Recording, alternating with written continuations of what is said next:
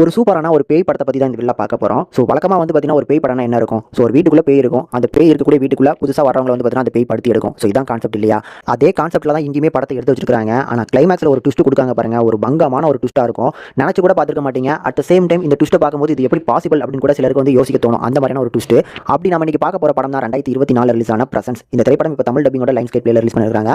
கதை நான் ஏற்கனவே சொன்ன மாதிரி தான். ஒரு வீடு இருக்கு. அந்த வீட்டுக்குள்ள ஒரு ஆன்மா சுத்திட்டே இருக்கு. ஆனா அந்த ஆன்மாவோட பாயிண்ட் ஆஃப் வியூல நிறைய விஷயங்கள் காட்டுவாங்க.